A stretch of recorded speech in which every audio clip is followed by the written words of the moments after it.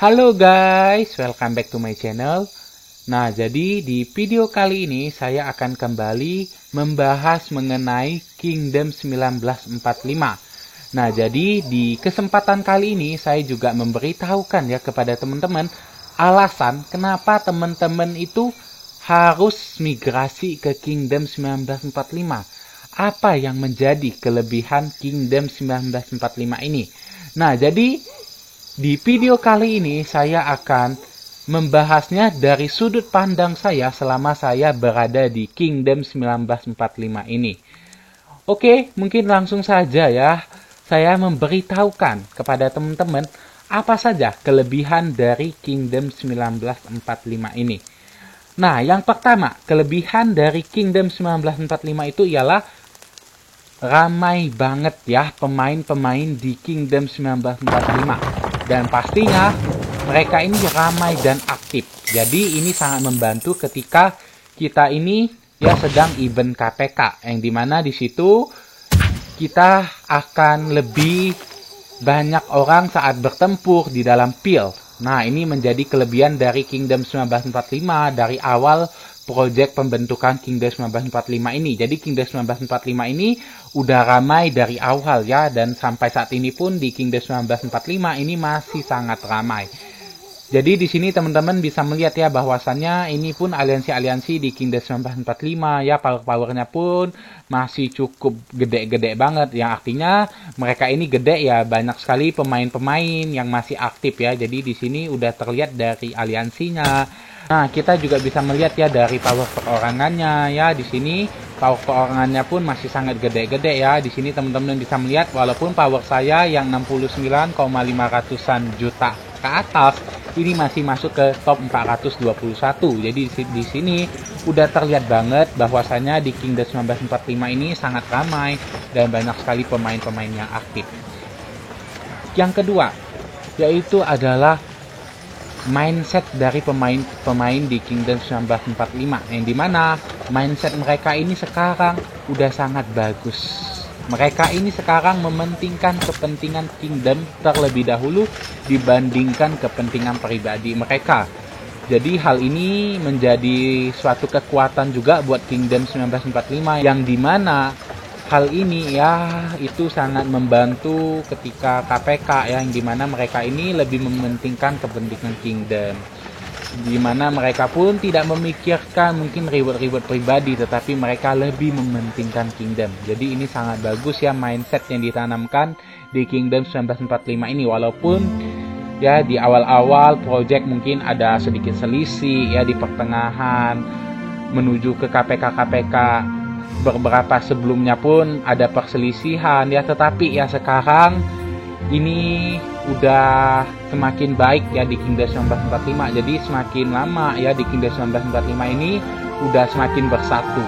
Seperti semboyan kita yaitu adalah Bhinneka Tunggal Ika ya, di mana kita ini ya walaupun berbeda-beda tetapi kita tetap satu jua. Mantap banget ya di Kingdom 1945 ini.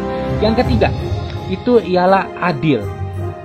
Nah, kenapa saya katakan adil? Jadi teman-teman, di Kingdom 1945 ini adil banget ya, sesuai dengan kontribusi teman-teman ketika KPK. Yang dimana ini udah terjadi di KPK sebelumnya, yang dimana di KPK sebelumnya ini ya itu top-top kontribusi ya, diberikan suatu kesempatan ya untuk berada di aliansi utama, yang dimana di aliansi utama itu kan mungkin dari segi bab aliansinya udah lebih bagus ya.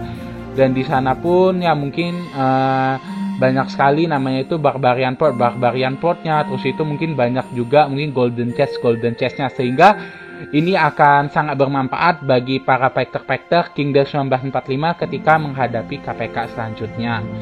Jadi ini udah benar-benar adil, yang dimana ini setiap aliansi utama ini diduduki oleh fighter dan pemain-pemain yang memang kontribusinya ini bagus buat Kingdom ketika KPK sebelumnya. Ataupun kalau mereka ingin bertahan ya mereka pertahankan kontribusi mereka agar mereka ini tetap bisa berada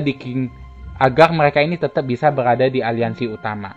Yang keempat, di Kingdom 1945 ini pengertian banget guys, yang dimana mungkin di awal ya, sebelum KPK ini King dari Kingdom 1945 ini udah menetapkan minimal poin kontribusi, tetapi menuju pertengahan ataupun waktu mau akhir KPK ini, King dari Kingdom 1945 ini memberikan suatu mail yang dimana ya itu akan disesuaikan kembali nih untuk minimal kontribusi ya.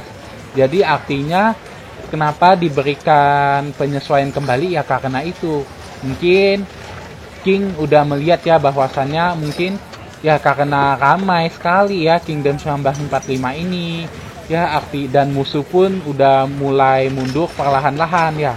Mungkin King juga melihat bahwasannya perlu adanya penyesuaian lagi untuk kontribusinya. Nah, di situ pun pada akhirnya King ini memberikan diskon untuk death-nya, untuk kill point-nya, sehingga pemain-pemain di Kingdom 1945 ini lebih mudah untuk melunasi kontribusi minimal. Untuk mereka ini tetap dianggap lah ya itu pemain-pemain yang udah berkontribusi bagus di Kingdom 1945. Jadi King di Kingdom 1945 ini sangat pengertian guys. Ini juga bisa menjadi kelebihan dari Kingdom 1945 ini. Jadi ini nggak serta-merta King ini membuat suatu minimal kontribusi ya. Jadi King ini udah benar-benar pengertian banget deh. Yang keenam, rasa kekeluargaan yang tinggi. Nah, jadi di Kingdom 1945 ini memiliki rasa kekeluargaan yang tinggi. Bahkan tidak hanya di game. Jadi di Kingdom 1945 ini pemain-pemainnya ini kadang mereka pun kumpul-kumpul nih ya di real life mereka sambilan ngopi, sambilan makan, kumpul-kumpul. Ya ini udah dirasakan dari KPK sebelumnya yang dimana ya di dalam grup WA-nya, wah itu pemain-pemainnya sering banget ya itu ngajak ngumpul-ngumpul bareng ya. Ya itu udah benar-benar bagus banget, dan bahkan di dalam game mereka pun udah saling bahu-membahu, saling membantu. Nah, jadi ya untuk rasa kekeluargaan yang tinggi ini di Kingdom 1945 ini ya udah pastinya udah bagus banget ya. Nah, kelebihan yang ketujuh yaitu adalah manajemen aliansi dan kingdom yang baik. Jadi di sini udah banyak sekali officer-officer dan juga officer aliansi, officer kingdom yang dimana mereka ini udah saling berkoordinasi ya itu dengan sangat baik.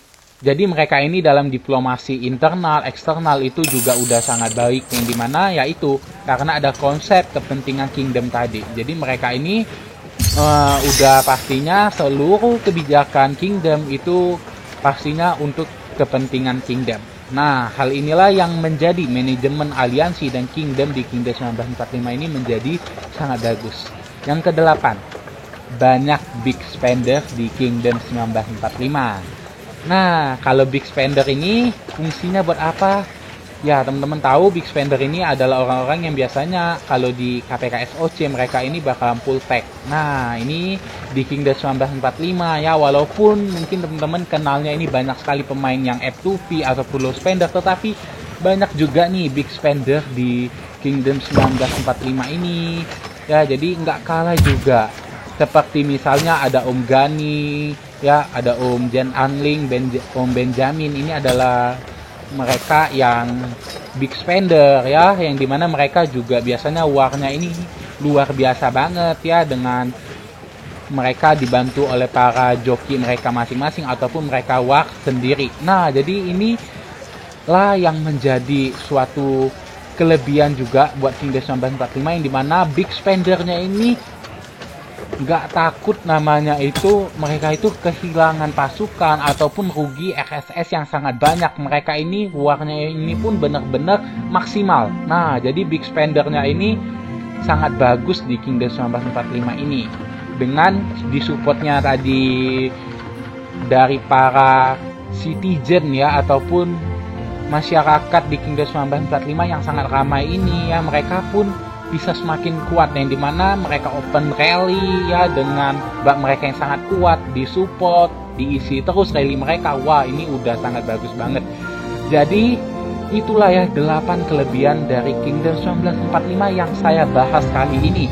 Jadi buat temen-temen nih, itu kalau mau ke Kingdom 1945 jangan ragu-ragu lagi, karena di Kingdom 1945 ini memiliki manajemen yang sangat bagus, lingkungan permainannya, gamenya pun udah sangat bagus banget di Kingdom 1945 ini. Jadi buat teman-teman jangan ragu buat migrasi ke Kingdom 1945.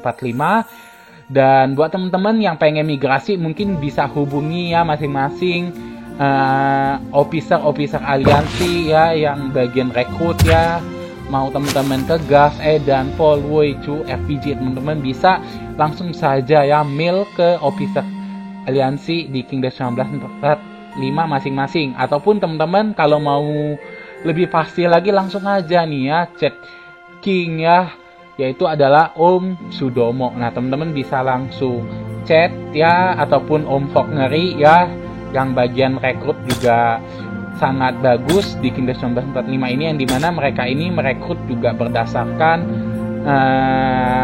poin kill ataupun pengalaman-pengalaman mereka di dalam KPK, yang dimana terkadang ada penilaian yang dimana mereka memang udah dikenal sebagai factor bagus di Kingdom sebelumnya. Nah mereka kalau lo datang ke Kingdom 1945 pastinya itu bakalan lebih mudah. Nah jadi buat teman-teman kalau memang kalian adalah fighter dan juga memiliki kontribusi yang cukup bagus, yang memang contohnya ini itu ialah kill point yang bagus ya, ataupun death troop teman-teman yang cukup banyak. Nah ini juga bisa menjadi poin plus, atau bahkan teman-teman memiliki commander SOC yang sangat bagus, ini juga bisa menjadi nilai plus. Jadi teman-teman bisa langsung aja ini hubungi officer aliansi yang ada di Kingdom 1945. Jadi di Kingdom 1945 ini mungkin sekitar 1 hari, beberapa jam lagi ini akan terbuka ya, teman-teman juga udah bisa migrasi ya. Di sini udah bisa terlihat bahwasanya 1 hari 1 jam lebih lagi nih ya teman-teman, artinya besok mungkin udah bisa dibuka untuk migrasi ke Kingdom 1945. Oke, mungkin di video kali ini saya bahas mengenai kelebihan Kingdom 1945 dari sudut pandang saya sampai di sini dulu. Semoga saja ini bermanfaat buat teman-teman ya, dan ini bisa menambah keyakinan teman-teman untuk bermain bersama di Kingdom 1945. Oke, video saya kali ini sampai di sini dulu. See you to the next video guys.